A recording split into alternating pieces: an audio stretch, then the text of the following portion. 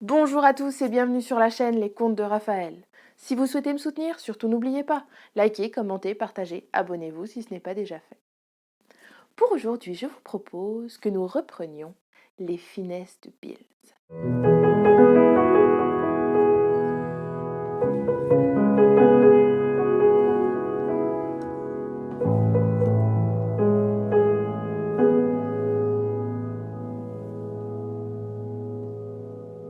Ficelé comme un saucisson, enfermé dans un grand sac, Bills n'en menait pas large.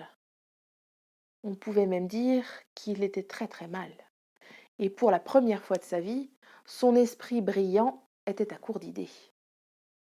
Il avait beau tourner la situation dans tous les sens, il ne voyait pas comment obtenir une issue favorable. Le seigneur de Kerouez, lui, était aux anges. Il jubilait. Il n'avait jamais connu pareil bonheur. Il tenait à sa merci, là, dans un sac, la preuve qu'il était plus malin que le plus fin de tous les voleurs. Il ne lui restait plus d'autre souci que de décider du sort de son prisonnier. Il voulait le faire pendre haut et court au plus grand chêne devant le château. Il servirait de trophée ainsi, et il pourrait, chaque fois qu'il entrerait dans le château ou sortirait du château, profiter de sa victoire. Mais sa femme s'y opposa. Et voyez-vous, chaque jour, elle se promenait à cet endroit avec sa fille. Or, quand le drôle commencerait à sentir, elle serait obligée de changer ses habitudes, et il n'en était pas question. Il fallut donc trouver une autre idée. Les époux réfléchirent, et finalement, le seigneur de Kerouez décida que Bills serait noyé dans l'étang. Deux solides gaillards attrapèrent le sac, et la famille de Kerouez au grand complet suivit les valets jusqu'au bord de l'étang. Là, Bills savait qu'il était perdu. Il eut beau réfléchir, il ne trouvait rien qui puisse dire, qui puisse faire, qui lui permette de sortir de là. Les valets plaisantaient. Dans la famille de Kerouez, c'était la bonne humeur absolue. Quand on entendit les cloches du village sonner, c'est qu'il était midi, l'heure du déjeuner. Mon ami, dit la marquise, je pense que nous profiterons mieux du spectacle si nous avons le ventre plein. Qu'en pensez-vous? Vous avez raison, comme toujours, ma chère. Laissez donc là ce sac et allons manger. De toute façon, il ne pourra pas s'enfuir. Il fut fait ainsi.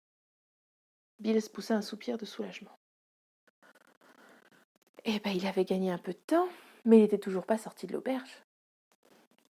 Il était en train de se creuser les méninges quand il entendit un bruit de charrette. Un homme approchait.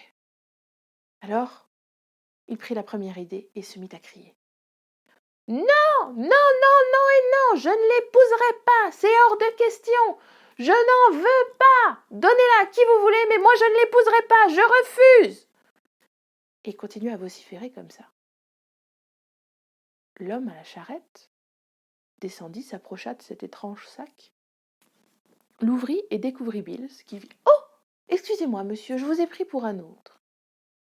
Je peux savoir ce que vous faites là? Comment vous êtes arrivé ici, mon pauvre ami? Alors Bills lui expliqua que le seigneur de Kerouez voulait absolument qu'il épouse sa fille. Sauf que Bills n'était pas d'accord. Pourquoi? Elle est laide? Ah non, il n'y a pas de plus belle fille dans le pays. Son père est pauvre alors? Pas du tout. Crésus était pauvre à côté de lui. Alors, pourquoi vous voulez pas l'épouser? Eh bien, c'est bien simple, j'en aime une autre.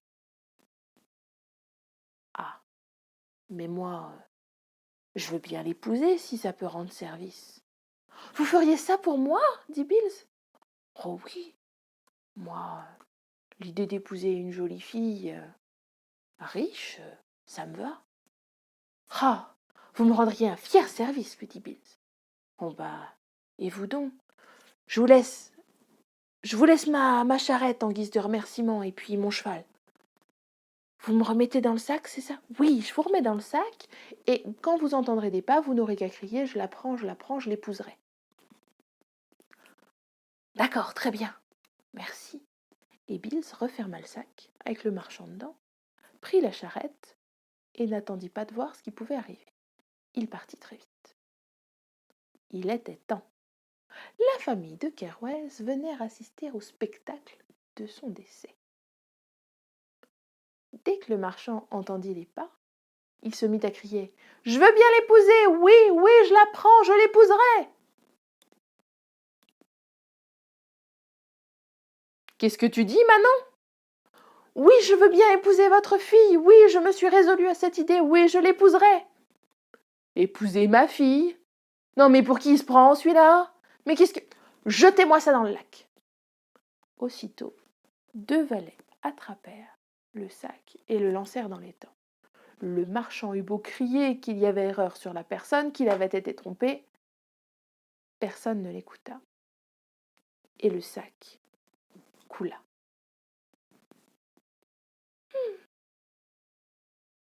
C'était décevant comme spectacle, dit la marquise avant de repartir. Il aurait pu se débattre un peu plus. Je m'attendais à ce que ça dure un peu plus longtemps. Enfin, c'est ainsi. Et la famille de Kerouez repartit.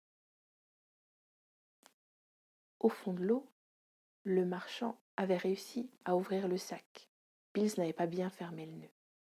Et il nagea tant bien que mal jusqu'à la rive. Honteux, il sortit de là et disparut dans les bois. Au château de Kerouez, on fit grande fête ce soir-là. Puis chacun alla se coucher, et les jours se succédèrent les uns derrière les autres jusqu'à la fête de Lannion. En effet, il y avait à Lannion une grande foire, et le seigneur de Kerouez ne manquait jamais d'y assister avec son épouse et sa fille. Ils se rendirent donc à la fête, et passant entre les chalands, les badauds, les marchands, il découvrit avec stupeur Bills. « Comment, mais est-ce possible? Est-ce possible? Mais est-ce bien toi ?» Bills se retourna. « Oh, sire de Kerouez, mon bienfaiteur!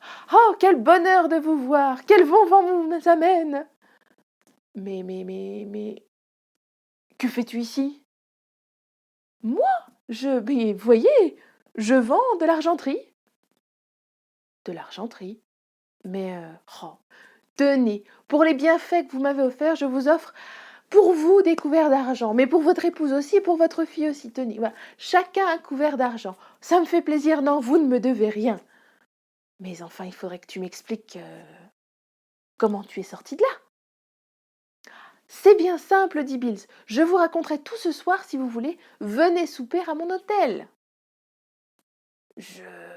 Mais oui, mon sire, je vous assure. Nous ferons bonne chère. Il faut quand même que je vous remercie et que je vous raconte. Venez donc à mon hôtel ce soir. Ce fut convenu, et le soir venu, la famille de Kerouez se présenta à l'hôtel de Bills. Celui-ci les fit entrer, les fit asseoir dans une grande salle à manger, où ils furent servis par 4 valets. Un repas succulent, d'une finesse absolument inégalée. Bills se montra un hôte affable, souriant, jovial. Mais à la fin du repas, le seigneur de Kerouez n'y tint plus. « Comment êtes-vous sorti de là ?»« Oh, c'est bien simple, monseigneur. Quand vous m'avez lancé dans le sac, j'ai coulé à pic. Et là, le sac s'est ouvert et une superbe sirène, aux cheveux et à la queue d'argent, m'a sorti, m'a donné de l'air et m'a emmené dans son grand palais d'argent. Elle m'a dit d'emporter tout ce que je voulais, et c'est pour ça que je vends de l'argenterie maintenant. » « Ah, mais hélas, si vous m'aviez lancé plus loin, j'aurais atterri dans le château de la Sirène d'Or, où tout est en or, ah, je serais bien plus riche qu'aujourd'hui. Et si vous m'aviez jeté encore un peu plus loin, j'aurais atterri dans le palais de diamants, où une sirène couverte de pierres précieuses m'aurait offert tout ce que je voudrais, et je serais encore plus riche. Vrai? Ah, vrai, monseigneur, aussi vrai que je vous vois. Mais tu crois que... Je crois que quoi, monseigneur? Cet étang, il est à moi. Oui, tout à fait, monseigneur. Si j'y vais, tu crois que les sirènes me donneraient des choses aussi? Assurément, monseigneur. Il faut que tu rentres avec nous au château et que tu me montres exactement où il faut sauter. Ah, laissez-moi le temps de finir la foire, monseigneur, et je vous rejoindrai. Le lendemain matin, la famille de Kerouez rentra au château et aussitôt le seigneur fit installer des valets tout autour de l'étang. Personne n'avait le droit de s'approcher, jusqu'au retour de Bills. Bills fit les 3 jours de foire et revint tranquillement. Aussitôt, la famille de Kerouez l'invita à venir montrer où il fallait sauter. Bills leur dit: Vous voyez là-bas, cette feuille de chêne sur l'eau? C'est ici exactement, je suis formel, qu'il faut sauter. Le seigneur de Kerouez ne se le fit pas dire 2 fois. Il partit, sauta. Mais hélas, il coula par le fond. Il commença à faire de grands gestes pour qu'on vienne l'aider. Mais sa femme, voyant cela, dit: Oh, il m'invite à le rejoindre, j'y vais. Et soulevant ses jupes, elle sauta et se noya elle aussi. La fille des époux de Kerouez voulut partir, mais Bills la retint. Et on a noyé assez d'imbéciles pour aujourd'hui. Toi, il te faut un protecteur. Je te propose de m'épouser et nous régnerons ensemble sur les terres de ton père. Qu'en dis-tu? La jeune fille était jolie. Bills n'était pas mal non plus. Alors, ils se marièrent et vécurent dans le château de Kerouez, dont Bills administra très honorablement les terres. Merci à vous d'avoir regardé cette vidéo jusqu'au bout. J'espère que les finesses de Bills vous auront plu. En tout cas, si c'est le cas, surtout n'oubliez pas, likez, commentez, partagez, abonnez-vous si ce n'est pas déjà fait. Quant à moi, je vous dis à très bientôt pour de nouvelles histoires. Ciao ciao!